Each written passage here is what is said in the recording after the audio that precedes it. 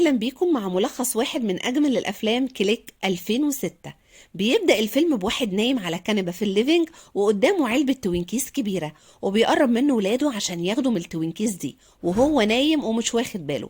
فبيمسك الريموت عشان يشغل الكرتون، لكن بيحتار، مش بيكون عارف يمسك انهي ريموت لأن في ريموتات كتير جدا على الترابيزة. وفي الآخر بنته هي اللي بتمسك الريموت بتاع التلفزيون وبتشغله على قناة الكرتون على طول. وبيطلبوا منه ولاده انهم يعمل لهم الكهف اللي فوق الشجرة، اللي اكتر من مرة يوعدهم ان هو هيعمله وبينسى ويتأخر وما بيعملش اي حاجة. وبيوعدهم انه في اقرب فرصة هيعمل ليهم الكهف اللي فوق الشجرة. وقبل ما يقرر يمشي عشان يروح شغله بتكلمه مراته بتقوله: على فكرة النهاردة في مسابقة سباحة بتاعت ابننا، اوعى تتأخر عليها. حاضر مش هنسى. لكن اول ما بيوصل الشغل بيسأل المدير بتاعه، بيقول له: عندنا شغل كتير جدا ولازم يخلص وبسرعة، لو انت عايز تترقى وبتبقى شريكي زي ما انت عايز. وفعلا بيشتغل كتير جدا لدرجة انه بينسى ميعاد مسابقة السباحة بتاعت ابنه، وبيوصل في الاخر خالص. وحتى كمان بيتلخبط يقف عند واحد شبه ابنه عشان النضارات مغطية على عينيهم ومش باينين من بعض. وحتى لما بيقابل ابنه بيعرف ابنه ان مايكل جاي متأخر، اي كلام. ولما بيروحوا بتتضايق منه مراته جدا وبتتكلم معاه عن انه لازم يهتم بولاده اكتر من كده. وبيكون مايكل مش مهتم بكلامها تقريبا، وبيركب عربيته وبينزل يتفرج على المحلات المقفولة. وبيدخل محل مفروشات، مش عارفة ليه بيتمشى جواه وبيكون مبسوط قوي بشكل المفروشات، وبينام على سرير من الموجودين جوه المكان لحد ما بيلاقي قدامه باب غريب. بيفتحه ويتمشى شوية وبيلاقي راجل غريب ولبسه شيك وواضح انه عالم. وبيسأله مايكل: أنا بدور على ريموت كنترول بس يكون بتاع كله، يشغل أي حاجة وكل حاجة. بيقول له العالم اللي اسمه مورتي: من عينيا الاتنين، تعالى ورايا. وبيشغل النور بيلاقي مايكل نفسه في مكان كبير قوي، وبيطلع مورتي عند رف من الرفوف وبيجيب ريموت شكله حلو قوي وبيديه لمايكل وبيقول له: ده في حل لكل مشاكلك. بيتبسط قوي مايكل من الكلام ده وبيكون مبسوط اكتر لما بيعرف من مورتي ان الريموت ده هيكون ببلاش، يعني مايكل مش هيدفع فيه ولا مليم، بس بشرط ان مايكل ما يرجعش الريموت ده لمورتي مرة تانية. وفعلا بيروح مايكل وفرحان بالريموت قوي وبيبدأ يجربه، بيلاقيه بيشغل التلفزيون فعلا. وقبل ما بيلحق مايكل يتفرج على اي حاجة بيلاقي مراته جاية وبتتخانق معاه، وبيحاول يوقف صورة التلفزيون بالريموت فبيلاقي الصورة وقفت ومراته ثبتت في مكانها هي كمان، ومش بيكون مستوعب الموضوع لسه. ولما بينزل القبو عشان يخلص شغله بتاع الشركة الهندسية اللي بيشتغل فيها بيلاقي الكلب بتاعه بيهوهو بصوت عالي.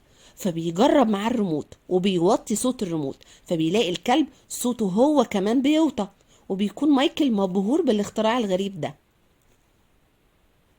وبيروح لمورتي مرة تانية وبيقول له الاختراع ده عبقري قوي بس بيشتغل ازاي عشان اعرف عنه كل حاجة. فبيقول له مورتي ان الاختراع ده يقدر يوصلك بالزمن في اي وقت واي مكان، او دلوقتي او بعد شوية، وتتخطى بيه اي احداث او مواقف او حد مش عاوز تقابله او محتاج انك تخلص منه. ولما بيرجع البيت مراته بتقوله انها عزمت ابوه ومامته على العشاء. بيكون متضايق ومش عايز يشوف حد، لكن بيفتكر فبيجري الاحداث بتاعه المقابلة لحد ما بيسلم عليه ابوه وامه وبيمشوا من البيت. وبيكون مبسوط. طب يخلص كل الشغل اللي باقي عليه وبيروح تاني يوم للمدير يوريله الشغل وبيقول له: انت مش طبيعي، انت خلصت شغل كتير في وقت قليل جدا، وبالمنظر ده احب اهنيك انك هتترقى بسرعة وهتكون شريكي. وبتلعب الفكرة دي في دماغ مايكل وبيقرر ان يجري الاحداث بالريموت لحد ما بيوصل ليوم الترقية بتاعته، اللي بيكون يوم جميل جدا وهو فرحان جدا وحواليه زمايله والمدير بتاعه اللي بيكون عامل له حفلة للترقية بتاعته، وبيكون مبسوط انه وصل للحلم اللي هو عايزه.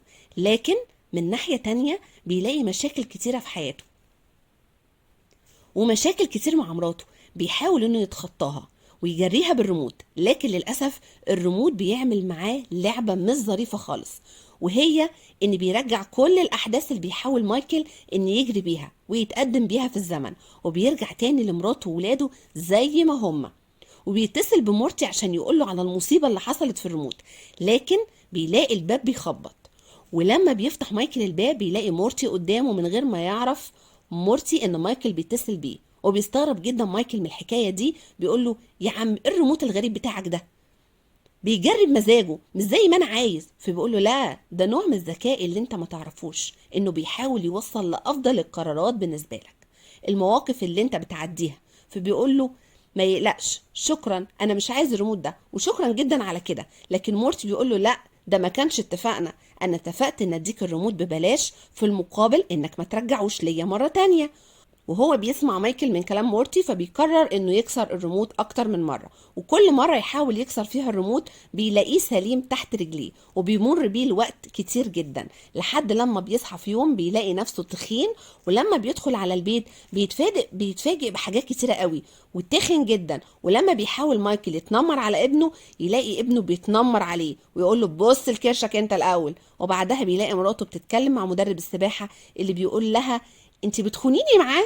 بتقوله لا، انا اتجوزته. وبيستغرب مايكل هي اتجوزته امتى وازاي، وبيلاقي نفسه قدام كلب من كلاب البيت اللي بيعضه وبيوقعه على الارض وبيغمى عليه. وبيصحى يلاقي نفسه في مستشفى، ومراته بتتكلم معاه وبتقوله على فكرة انت كان عندك كانسر واحنا وديناك المستشفى عشان تتعالج لان الموضوع كان خطير قوي. بيجري الأحداث مرة تانية وبيلاقي ابنه بيشتغل في نفس الشركة اللي بيشتغل فيها مايكل، وبيشوف كمان بنته ولكن ما بيعرفهاش لأنه بيجري الأحداث بسرعة كبيرة وما يعرفش كل التفاصيل. وبيعرف كمان إن أبوه مات، ولا بيكون صدمة كبيرة بالنسبة له، واللي بيحاول عن طريقها يرجع الوقت عشان يقابل أبوه ويسلم عليه قبل ما يموت. وفعلا بيشوف أبوه في أيامه الأخيرة، واللي بيكون أبوه بيعتب عليه إنه مشغول طول الوقت في الشركة وإنه مش فاضي إن هما يخرجوا سوا زي زمان. هو بيوعده مايكل إنهم هيخرجوا سوا، لكن للأسف ما بيعرفش يخرج معاه. وبيموت أبوه، وبيحاول مايكل إنه يروح للمقبرة بتاعة أبوه عشان يحضر اللحظة اللي ما كانش حضرها قبل كده. لكن بيلاقي مورتي وبيتكلم معاه مورتي، وبيعرف مايكل من مورتي ان مورتي هو السبب الاصلي في موت ابوه، لانه ملاك الموت اللي اخد روح ابوه. وبيتضايق مايكل، بيقرر انه يتخانق مع مورتي لكن مش بيعرف. وبيلاقي الريموت بيوديه لذكريات فرح ابنه، وبتكون مامته اللي هي جدة ابنه عايشة، وبيرحب بالموجودين كلهم. لكن بيتفاجئ ببنت بترقص مع مدرب السباحة اللي هو بيكرهه أثناء ما هو كان بيرقص مع طليقته. وبيلاقي مورتي كمان بيغني، فبيتضايق جدا مايكل وبيغمى عليه من الصدمة. بيفوق في المستشفى، هو حالته صعبة قوي وجنبه ابنه وبنته اللي بيقعدوا معاه شوية وبيمشوا، فبيجري وراهم عشان يتونس بيهم لأنه خايف يموت. وبيلاقي كل قرايبه حواليه، وفي النهاية بيموت. لكن بعد شوية بيسوق على السرير اللي كان نايم فيه في محل المفروشات، وبيطلع كل ده حلم كان بيحلم بيه مايكل، اللي بيطلع من محل المفروشات بسرعة جدا بعربيته وسعيد وسط مراته وولاده الاتنين، اللي أول ما بيوصل البيت بيحضن بنته وابنه ومراته وبيقول لهم انا اسف جدا ان انشغلت عنكم بشغلي وما اهتمتش بيكم، لكن اوعدكم من الايام اللي جايه كلها اهتمام بيكم، وان اي حد نفسه في اي حاجه انا هعملها له. وفي وسط كل ده بيلاقي الريموت قدامه ملفوف لفه هدايا وجنبه جواب مكتوب عليه مورتي. لكن وقتها بيقرر مايكل انه مش هيرجع يستخدم الريموت مره تانية، وان هو بعقله هيكون الريموت اللي يتصرف في حياته زي ما هو عايز، مش هيخلي الريموت هو اللي يتحكم فيه. ويخلص الفيلم. لو عجبكم الملخص اشتركوا في القناة وفعلوا الجرس عشان يوصل لكم أجدد وأجمل ملخصات أفلام عفريت الأفلام.